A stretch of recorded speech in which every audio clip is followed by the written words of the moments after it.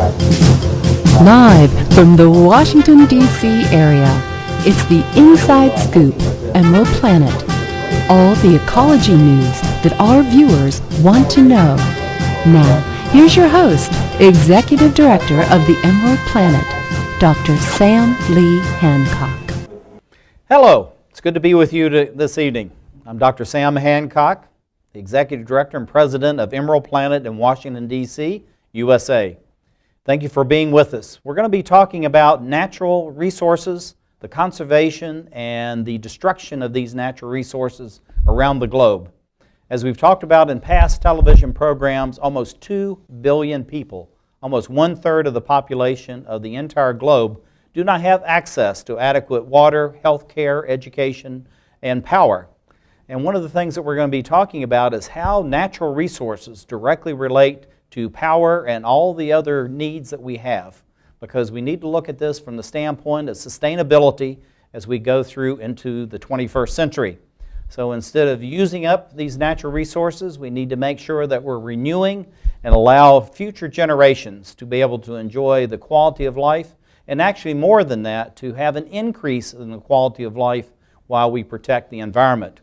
We have a very young man with us this evening that's going to lead off as far as our guest, Larry Silverman, who is an attorney. Larry, thank you for being here. Great to be here, Sam. He is a young man, although he's been practicing law and a professor and many other things for about 40 years now, I think. Yeah. And he's very active with the bar in Washington, D.C. and surrounding jurisdictions. And also he's a professor for environmental law and policy at Johns Hopkins University, the Washington, D.C. branch.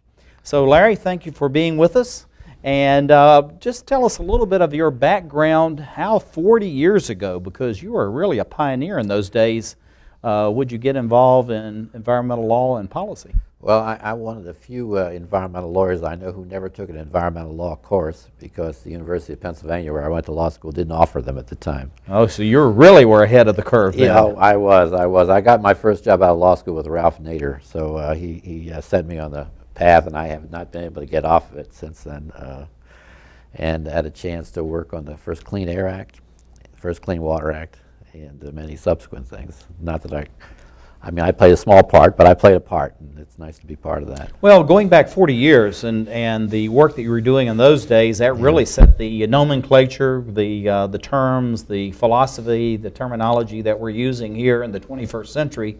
And without those early pioneering days and probably kind of stumble-bumbling along and creating things, it would not be possible where we are in the 21st century. Well, I had a great asset of being sort of ignorant. I think if I knew then what I know now, I wouldn't have even tried. But not knowing a lot, you just sort of look at problems and see, oh gosh, this air pollution is killing people. Right, and of course in those days, I can remember well in the early 70s where you had many of the rivers in the United States and around the globe, spontaneous combustion, they would catch on fire. Right. And I know when I was living in Ohio, the Akron and Youngstown, those places, they said they would have anywhere from 5 to 7 fires a day on the rivers there because of all the chemicals and the pollutants that were going in. No fish, right. They're all dead. So in many ways, we've made tremendous strides over these last 40 years. Yeah, we prevented a real catastrophe from happening here in our country. Tell us a little bit, Larry, about your practice, maybe one of the two of the ideas that that you remember now that you really worked on in those early days that now have come to fruition. Well, right now, mostly I do legislative work. I'm a lobbyist. I work for towns that have... That big L word. That big L word, but I'm on the right side. Represents cities that maybe have Superfund sites that need to get cleaned up. Okay. Or they need and now what is a Superfund? A Superfund because many people listening will not know what a Superfund well, that's is. Fair enough. It's, there's all over the country, there are thousands, tens of thousands of sites where people have dumped very hazardous waste in places they don't belong, and then abandoned them. And then the question is, what do you do with these? They need to be cleaned up, and there's a program created for them called the Superfund program. The idea was there'd be lots of money, but of course there's not lots of money. Not now, there was for a while, but it's sort of slowed down, particularly under the last administration. And it's not only cities, counties, and also out in extreme rural areas, but also many of the military bases, have a large number of these dumps there as well. Yeah, here in Washington, D.C., the Washington Navy Yard, which is the oldest Navy Yard in the country, has had some of those problems. They're working on them. They're making progress. Now, in working with the Congress, and I would assume you also work with local jurisdictions and also the states, what is the process? You know, everybody thinks of lobbyists and they go, ooh, lobbyists. No, not a lobbyist. Right. But actually, lobbying is a very honorable profession. It's very helpful in the legislative process, at least as it's evolved in the United States. So how do you help to protect the environment and advance the cause of climate change through that effort? Well, the First Amendment gives you the right to petition your government for redress of grievances. So I've been petitioning for redress of grievances for a very long time. There are lots of grievances around. I think the first thing is you've got to sort of get the attention of the people who make decisions. That's hard to do. Typically, when you go to a congressman's office, they have two questions. Who are you, and what do you want? Mm-hmm. And probably the third is how much money you're looking for. Well, they always know you're looking for some. Right. And you've got to sort of have answer those questions. And my approach to lobbying is to make lobbyists out of my clients. If I represent a conservation organization or a city or a small business, I try to educate them on how to approach the Congress or the agencies.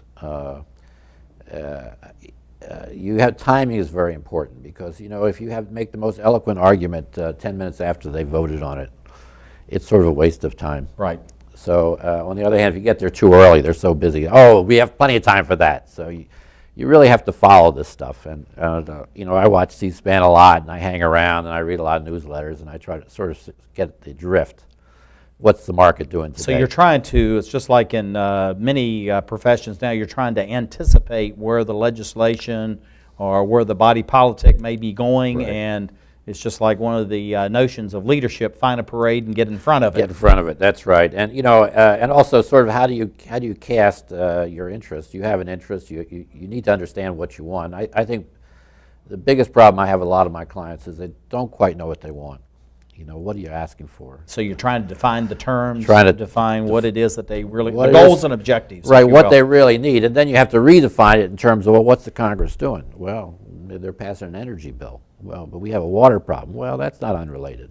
Mm-hmm. And so what's the connection? Right. And how do you make that connection? Or we have a security problem. Well, you know, if one of these chemical plants in your town blows up, that's a Homeland Security issue. So that's a good time to raise that when they're talking about Homeland Security. Well, part of your background also, which is very interesting to me because of my travel abroad extensively, is that you've done this work for 40 years in the United States, but also you've been doing quite a bit of work with a very small and isolated country called Nepal, which is the rooftop of the world on the border between India and China, which is a very volatile area. And we have a couple of slides that we're going to show and let's have this bridge. Why work all these years in the United States, and all of a sudden, here you are in Nepal? Well, you know, for one thing, it makes me feel young. Right now, if you look at the environmental law in the United States, it's voluminous. It's so big. I went to a bar association meeting, and a lawyer from the Justice Department was saying that this year there were 25,000 enforcement actions. And I participated in the first enforcement action, which was... Oh my goodness, number one. Number one. That was many years ago, so you know, there's a lot going on, but it's nice to go with a clean canvas, and you could take a country, you go to Russia or Nepal or a place like that, they're not starting from scratch, but they're pretty close. Let's bring up this first slide. We have a young man that you've been working with in Nepal, and you're going to tell this story, and then we're going to come up with the several other slides. Just give us a little idea about who this young man is, what he represents, and then we'll carry forward with the next slide. Well, you know, one of his friends, a fellow named Amir Pudel, was a student in my class at Johns Hopkins. We were teaching public lands law about parks and forests. Now, how long ago was this? This was about 3-4 years ago. Okay, all right. And you know, I have the students pick a favorite park and then do reports on it. So Amir would do reports on beautiful parks and forests in Nepal. And I said, you know, Amir, what you guys need is an NGO, a non-profit organization, to be an advocate for these parks and forests that you care so much about. And that was the end of that. And then he graduated.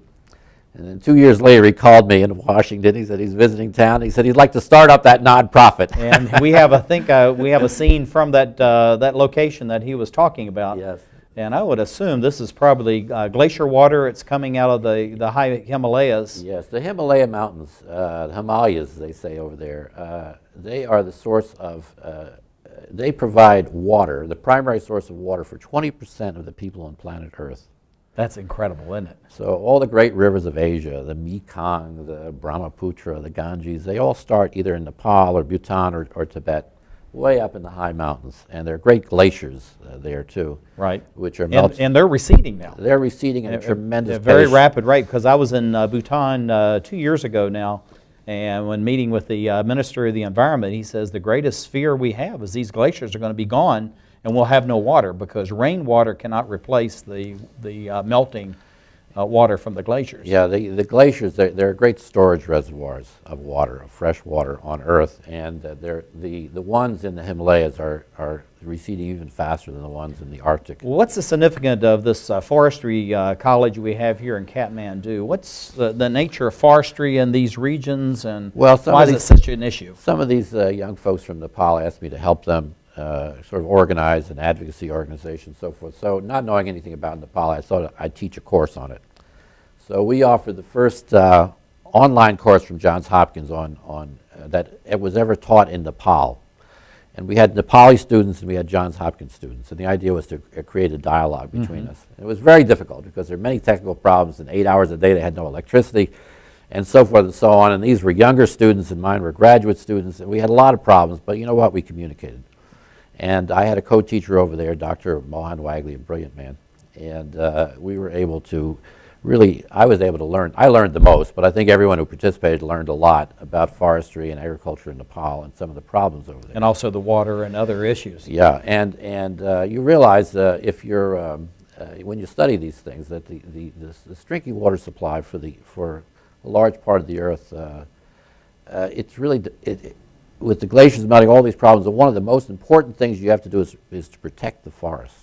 And we're going to end with that. Larry J. Silverman, Esquire, meaning attorney with environmental law in Washington, D.C., a professor at Johns Hopkins University. We'd like to thank you for being with us, Larry.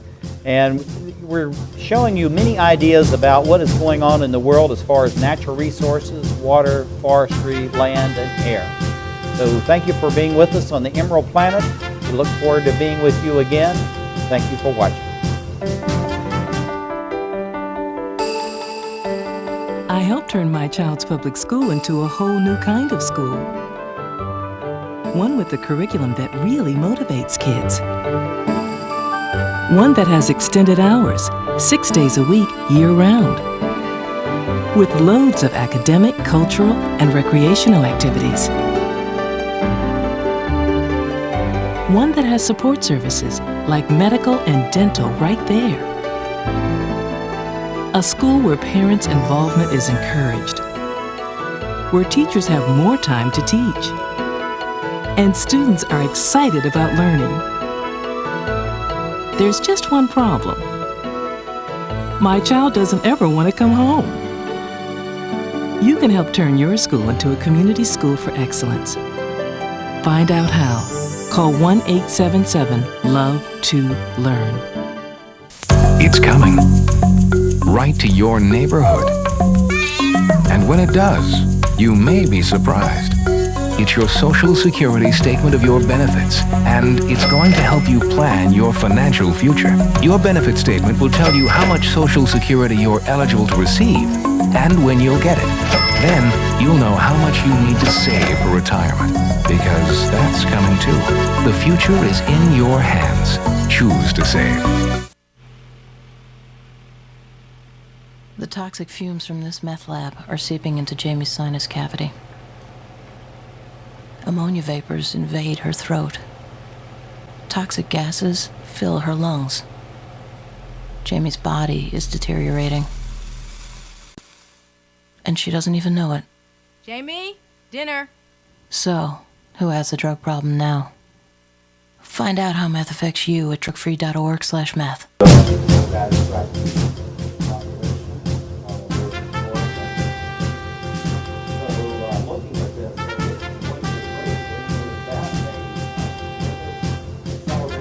We're back to the Inside Scoop Emerald Planet.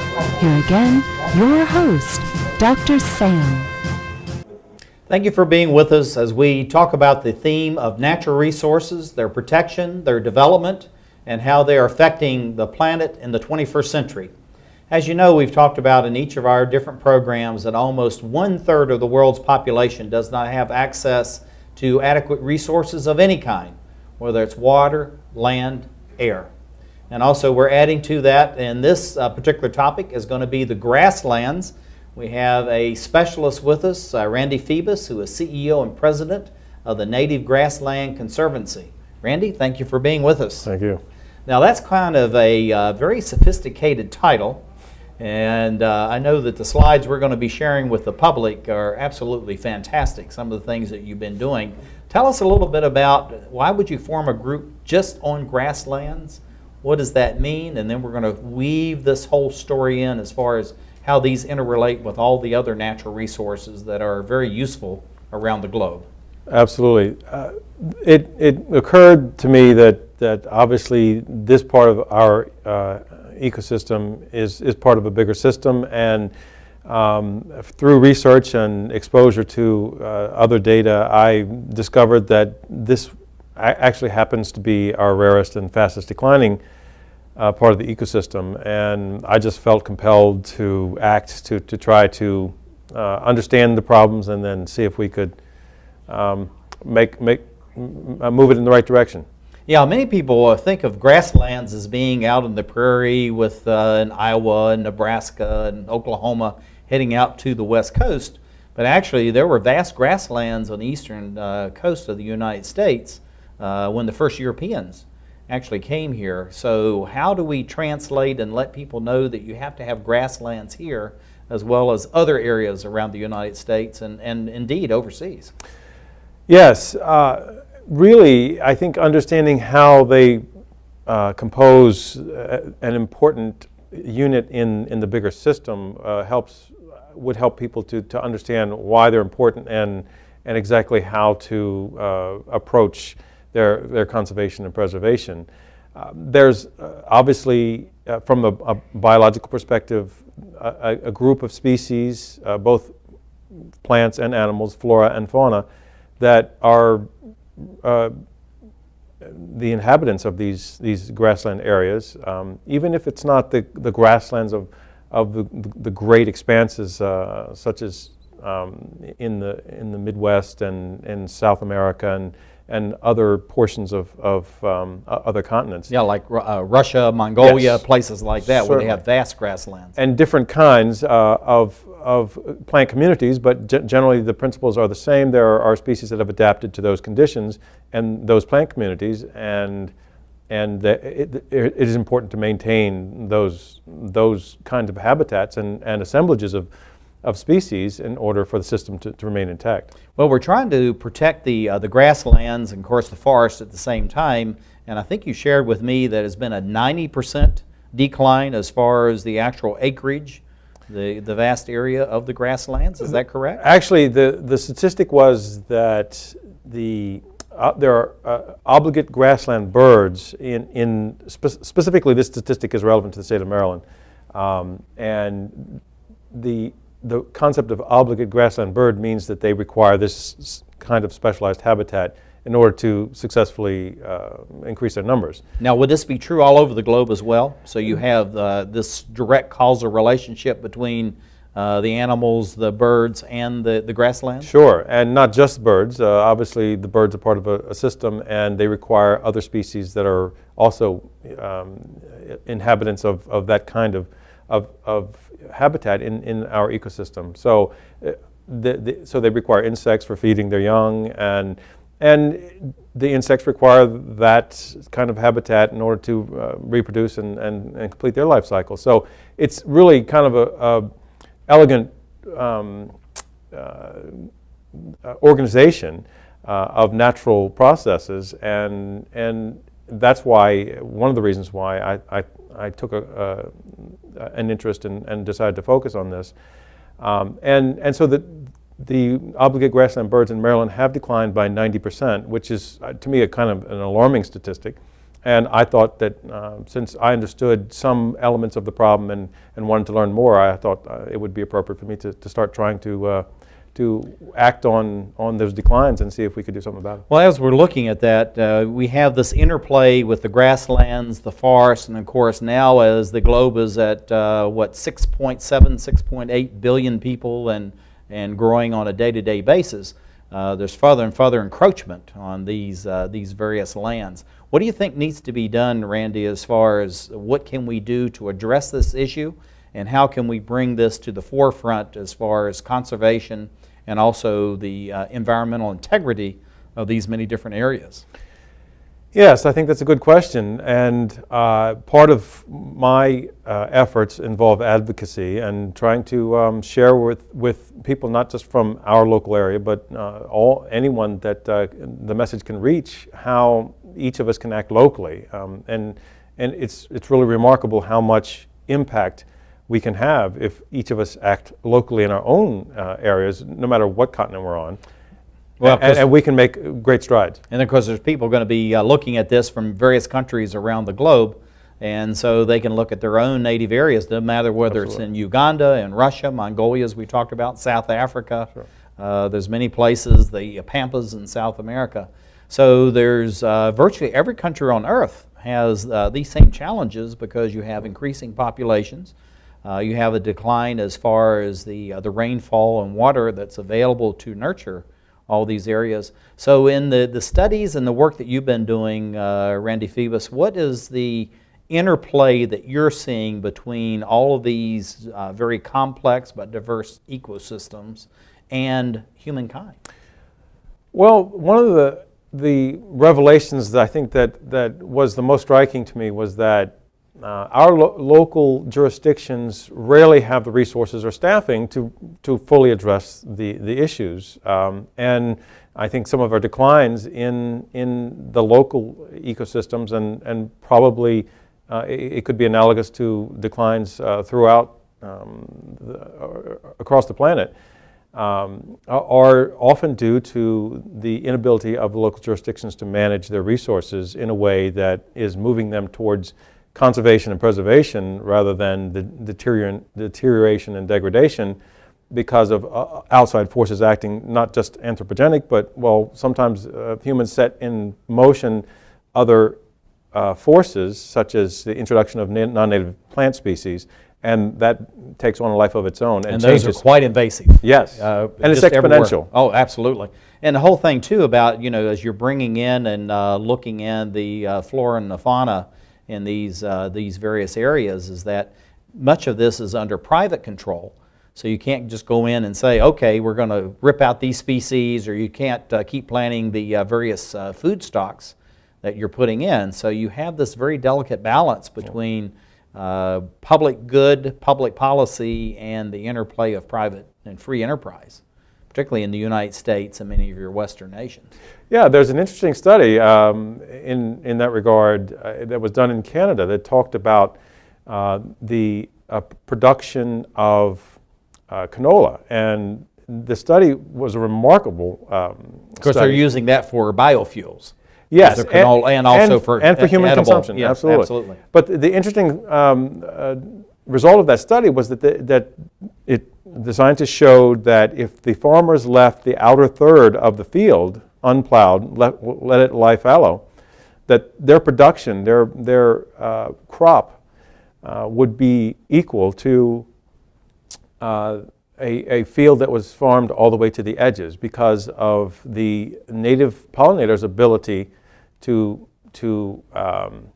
thrive in the outer third that would be unplowed. So that's a remarkable impact. Randy Pheobus, let's look at some of these slides that you brought with us, because these are absolutely phenomenal, and we'll talk a little bit about the interplay, and we're going to go straight through these. Tell us what is it that we're seeing here, and what is the impact that we have. And it looks like our little buddy here is flying through this area, but talk about this. Well, part of the idea in these kind of illustrations are to illustrate the relationship between our native species, the flora and the fauna. And this is one of our native dragonflies, and each of them have certain adaptations and require certain conditions. And that's part of what we've undertaken as a nonprofit, is to try to understand their adaptations, their requirements, and try to begin to conserve those elements that will contribute to the thriving of those species. Well, let's go to this next one. We're going to just march right through here. Tell us what we're seeing now and the impact of what this particular insect has on this ecosystem. Okay, this butterfly is called the Baltimore checker spot. It is the state insect of Maryland, it happens to be. But it is a good example of the important relationship between plants and butterflies. And this is another obvious illustration between a relationship between the flora and the fauna, the native animals and native plants. And this is a native thistle that is very important to our pollinators that are declining. And this is just another example of a native species of flora, the aster, and a native species of fauna, the butterfly, clouded sulfur, this one is. Tell us a little about the coloration and why that's important and how that relates to the protection of grasslands and really the entire ecosystem of particularly local communities, both here around the United States and abroad. Yes, many of these species have very remarkable adaptations, and part of that actually makes it that much more enjoyable for me to be involved in this kind of work, just discovering the difference in the adaptations of different species. We're going to leave this slide up, but tell us, Randy, in the last about 30 seconds, what would you like to share with our viewing public? What kind of challenge would you like to leave with them, and how they can help in this whole movement here and abroad?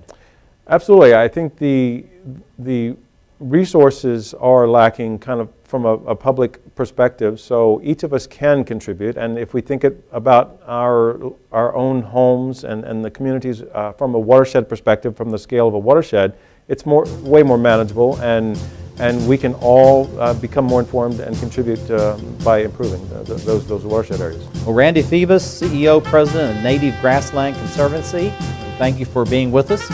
And we thank you, the viewer, for being with us as we talk about these very complex issues. And we look forward to being back with you to share with you more about how we are working hard to develop the Emerald Planet. Around the world, 1 out of every 3 women will be beaten Send Bob in. or otherwise abused in their lifetime, often by a family member or loved one.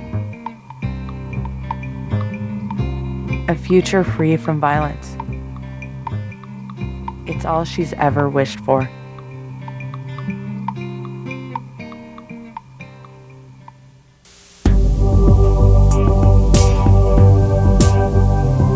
Did you know you have the power to stop children from joining gangs? You can help a father find a job and home for his family.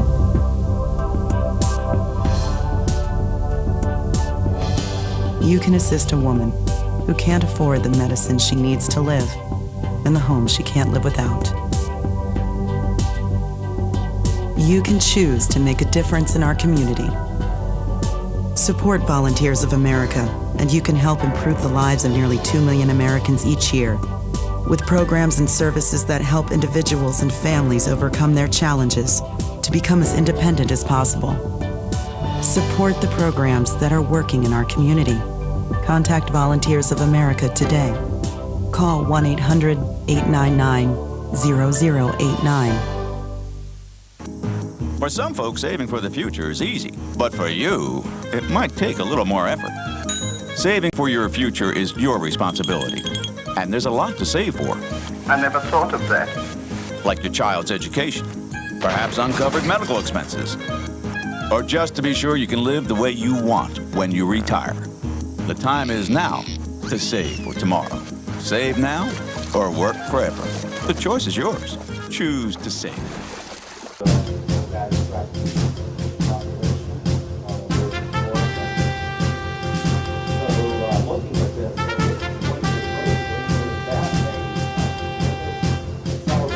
We're back to the Inside Scoop Emerald Planet. Here again, your host, Dr. Sam. Thank you for being with us as we talk about natural resources. I'm Dr. Sam Hancock in Washington, D.C., EmeraldPlanet, its Executive Director and President. And as you know, we have many experts from around the globe that are talking with us about how we can protect the climate, how we can bring the resources and protect and not only conserve, but also develop the resources that are needed to enhance the quality of life for this globe's ever-expanding population, now heading towards 7 billion people. And each day, almost 1/3 of those people do not have adequate resources of any kind. And one of the things that we have been talking about, and we have an expert with us tonight that's working around the globe in the B countries, Benin, Brazil, Bhutan, and many others, is Robert A. Freeling, and he's the Executive Director of the Solar Electric Light Fund, or SELF, as it's called. And Bob, thank you for being with us. Good evening, Dr. Hancock. And what we're talking about is, we've been talking on these shows about how we need to conserve the natural resources that we have, which is the air, water, and land, and also the forest, and everything that goes to enhance those. But the whole point of this is how can we take renewable resources, renewable energy, which there is free, it's available, and make it work for us. And Bob Freeling has been doing this in a number of different countries, again, the B countries. We're going to see some slides of those. But Bob, tell us about SELF. What was the origin? And then we'll start talking about some of the positive impacts of SELF is bringing about around the globe. Sure. Well, SELF was founded 20 years ago in 1990 by Neville Williams. I joined in 1994. Oh, so you've been around a long time now. Quite a while, and we're celebrating our 20th year this year. And the initial impetus for creating SELF was to address the needs of the 2 billion people in the world that still don't have access to electricity, almost 1/3 of humanity. It's a huge problem. I mean, it affects everything that you can imagine in their daily lives. When the sun goes down, these people retreat into homes that are lit dimly, if at all, by kerosene and candles. There's no way to pump water. And also many of them are using charcoal, which means we're removing the grasslands, the forest, and so this has all kinds of negative impacts on their health as well. Absolutely, and people who live with kerosene are said to smoke the equivalent of 2 packs of cigarettes a day. So respiratory illnesses are very common in the developing world, where people don't have access to electricity. I know in many of the developing countries I've been in, which is numbers about 60 now, is that pneumonia is one of the greatest killers you have in that. People get into 50 plus and all of a sudden they're dying of pneumonia because of the advance and the impact on their lungs from breathing open flames within their homes. Absolutely, and of course waterborne illnesses are also a major problem in the developing world, and lack of energy to pump and purify water is a serious issue. Now, many people that we work with in different organizations, they talk about water, then they talk about wastewater treatment, and they're doing all these things. But what you're trying to do, as I understand your philosophy, is this juxtaposition of power, energy, into all these other things that relate to healthcare, education, farming, and all the other aspects that goes on in humankind around the globe. That's right. When SELF was founded, our focus initially was on household lighting, just bringing solar lights into people's homes and giving their children an opportunity to read and study at night, to no longer have to breathe in kerosene fumes, etc. But as the mission evolved, we decided to expand the mandate to look at other ways in which we could harness solar power to address needs in the areas of health, education, and economic opportunity. So we're now providing solar applications for water pumping, for electrification of schools and clinics, for powering irrigation systems and wireless communication systems. So what has evolved is this comprehensive notion of village empowerment, where solar energy is used as an enabling technology to kickstart all of these improvements across the board. And if you look at it, this, Bob, too, this is in essence pure democracy in action, because what you're doing is you're breaking the monopolies that many countries have, even in the United States, and you're taking and bringing the power down to the lowest common denominator, which is not just the village and the community, but also to the household itself. Power and information, because one of the advantages of using solar electricity is that it's easily combined with wireless communications. And so we've actually been at the forefront of combining these two technologies, solar and wireless, to bring voice and data connectivity to these remote villages. And when you bring access to the world through the internet and through wireless communications to a family or a community, you've empowered them in countless ways. Well, Bob Freeling, one of the things about this too, starting in 1990, this is actually the internet really came online as far as the general public is concerned in 1994, even though it's been around for 40 years. So you really had 4 years kind of, if you will, ramp up to get ready for the internet, and probably most of the people involved didn't even realize the internet was going to be there and be as big and as important as it is in the 21st century.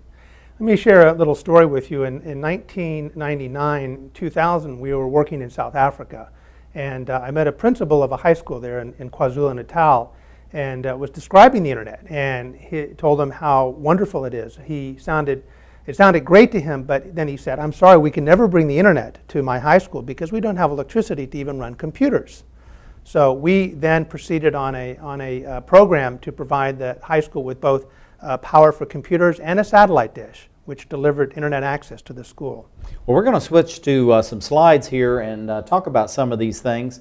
And so if we can bring this first slide up, tell us a little bit about this. What is the impact of what we're looking at here, Bob? And not just the standpoint of where it is and, you know, this is a nice thing, but as we look at this terrain, we don't see any power lines.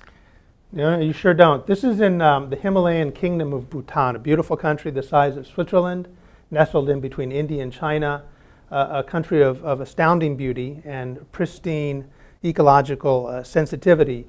We were asked by a local conservation group to go into a particular valley, Pobjika Valley, to provide solar lights to these homes to reduce pressure on the families to cut down the trees and burn the wood chips to light their homes.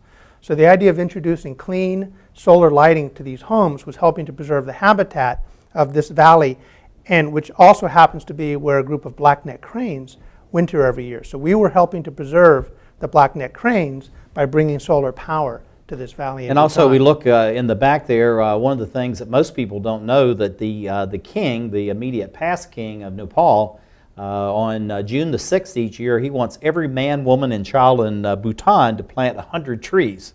And so they went from just basically denuding the entire mountains, which means there's no conservation of water and soil, to where there's a very active forestry movement there. And we can see those trees in the background, which is the fruit of this last king's efforts for that. Let's move to this next scene here. And again, all of this relates to both humankind and this juxtaposition between humans and their surrounding areas. Tell us a little about this, Bob Freeling. This photograph is taken in Benin, a small country in West Africa between Nigeria and Togo. And we were asked to address the needs of the people of Kalale, a district of 44 villages, 100,000 people. So we came up with a plan to provide a comprehensive solution for homes, schools, clinics, etc. But what turned out to be their biggest concern of all was food insecurity. From November through April every year, there's no rainfall, no food production. So our solution was to combine solar water pumping with drip irrigation to help these women grow food during the dry season. And what you see here is a result of our program. I went there in June and was just so excited to see these women growing all kinds of fruits and vegetables and earning income too by selling the excess produce to the market. So now in this one project, we have a model that is combining access to clean energy, water, food, income, nutrition, women's empowerment, and climate change adaptation. And we'll add to that also, now you have the funds where they can pay for education, because in many of these countries, being the European model, if you don't have a school uniform, a backpack, your schools supplies, a school uniform, you don't go to school. Stanford University tomorrow will be releasing a study in the National Academy of Sciences to corroborate what we've done here in Benin, and we're very excited to be able to quantify the impact of these solar drip irrigation systems. And yes, they are earning appreciable income. About 25% of the produce is consumed by the families. The rest is sold to market. That is absolutely fantastic. So you're bringing a cash economy in areas that were mostly barter and trade type of economies. What are we looking at here? This looks very sophisticated, but we can tell by the surroundings that we're probably in some places a little inhospitable, to say the least. Well, this is a combination solar array and satellite dish, which is in the Xixual-Xiparina Reserve, which is deep in the Amazon rainforest of Brazil, about 40 hours by boat from the city of Manaus. And I'm going to advance to the next photograph because we saw that vast array, and this is how much of that arrived there, correct? Absolutely. It's, you have to go about 40 hours by boat, as I mentioned, and it's incredibly difficult to reach, and that's why it was important. We were asked by a local conservation group to assist with the provision of power for their school, their clinic, and also to provide communications. Now with this satellite dish, this community can access the same information that you and I can. So, and when I was in the Congo and a number of other developing countries, it's just amazing to me that actually my cell service there was much better than as I'm traveling around in Northern Virginia and Southern Maryland. So it's just amazing how you've been able to leap, if you will, the technologies. In the remaining minute that we have, Bob Freeling, what would you like to share with our viewing public, which is across the United States and also overseas, about what's this interplay between the technologies, particularly the solar power, and preserving natural resources? Well, you know, we're just out of Copenhagen, COP15, and even though that was disappointing to a lot of people, it's really a huge opportunity we have now to advance clean renewable energy, to bring about improvements in not only health and education and poverty alleviation for the poorest of the poor, but to bring a more sustainable planet for all of us. And what's so incredible about solar power and other renewable energy technologies, they can impact all these different things at the same time. So it's really a win-win.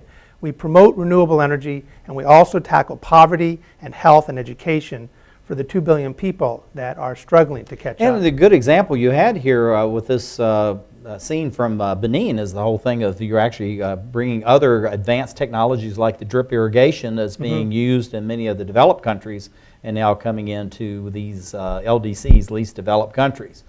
Where we're going to be looking at some other ideas and some other thoughts as far as what is going on as far as generating natural resources to bring the world closer together as we share these best practices, because that's one of the efforts of the Emerald Planet is to actually create the Emerald Planet.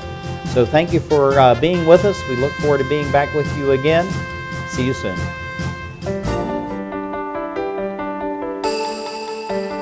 I helped turn my child's public school into a whole new kind of school. One with a curriculum that really motivates kids.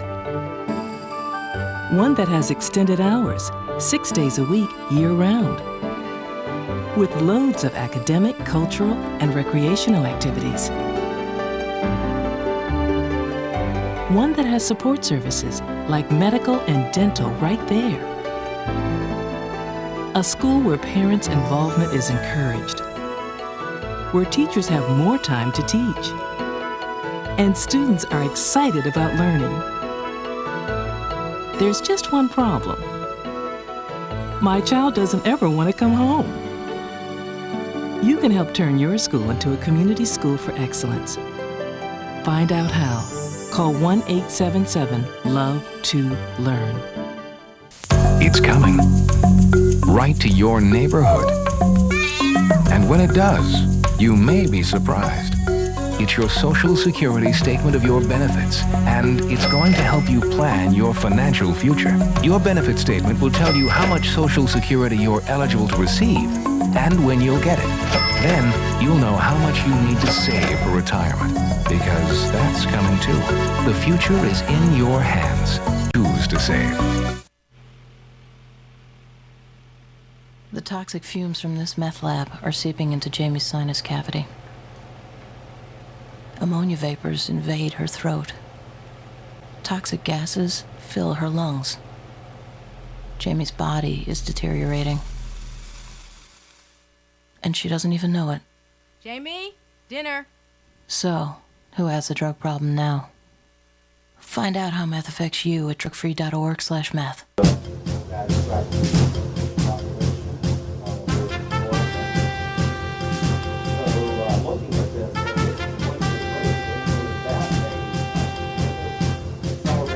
We're back to the Inside Scoop Emerald Planet. Here again, your host, Dr. Sam. Hello, thank you for being with us as we talk about natural resources around the globe.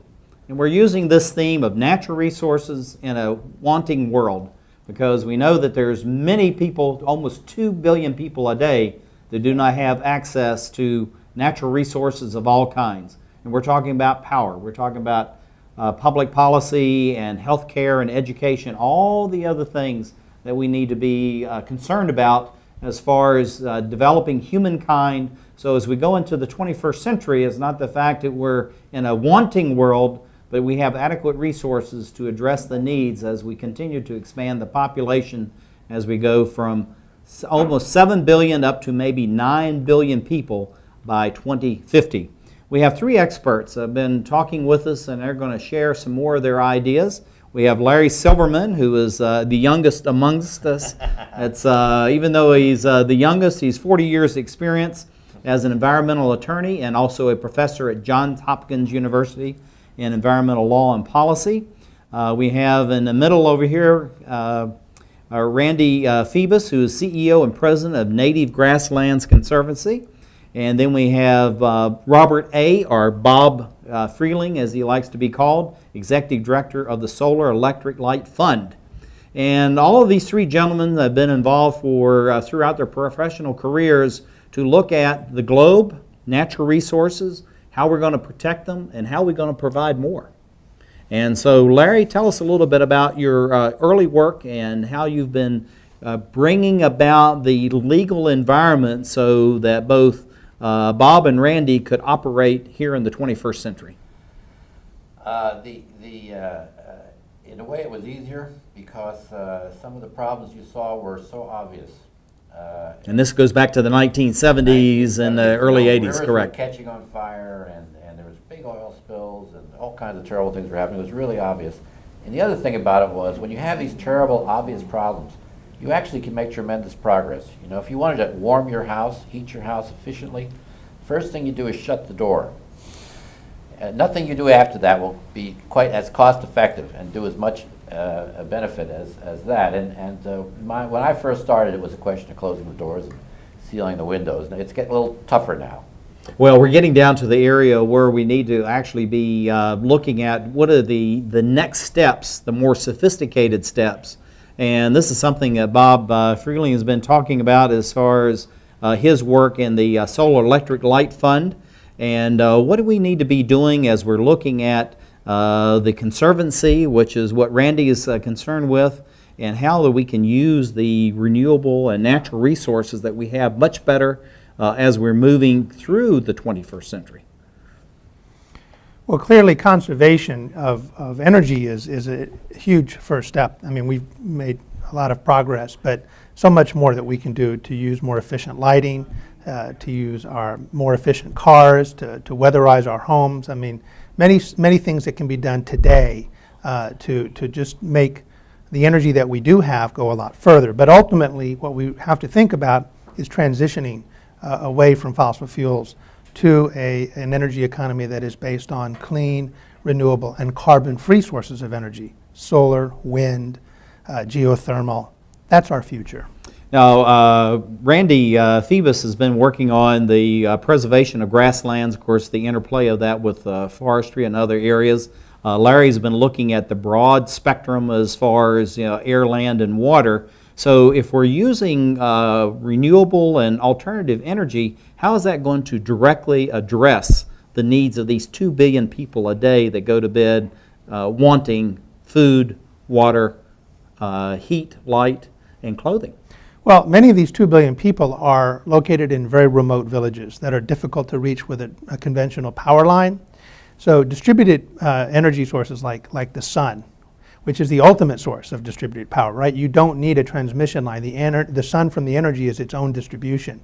And the beautiful thing about solar is wherever you are, in a remote village in the rainforest or in the remote village in the Himalayas, if the sun shines, you can convert those photons of light into clean, renewable energy and use that power for lighting, for pumping water, for powering schools and health clinics. So for the 2 billion people that are dispersed, it is the perfect solution. And also, too, as we move in, Randy Pheobus is working on the conservation of grasslands and forests and other natural resources. And Randy, what do you see as far as the interplay among all these different resources that you're looking at? But also, we're adding into that the fauna, the various insects, the animals, and others that are interplay there. How does that relate to everything that we're talking about right now? Well, from understanding the relationships between the components of our ecosystem, the species that actually compose our ecosystem, most scientists have come to the realization that it all works together to benefit the entire planet. I mean, really, everything is contributing to even the wealth of the system, the ecosystem, but also to the health and welfare of the human community. And it is a marvelous system that is very resilient and works very well, and we really need to understand what it needs and try to provide as much as we can to allow its function so that all of us benefit. Well, how do you see, Randy, Bob Freeling and what he's doing as far as solar and other alternative sources of power, how does that directly relate to the flora and fauna that you're trying to protect? Well, that's a good question. We don't have to go halfway around the globe to use solar. I actually am using solar, so it's kind of great to see the applications in distant lands. But we actually use solar for its wonderful synergy between small motors like fans for greenhouses and for water pumping.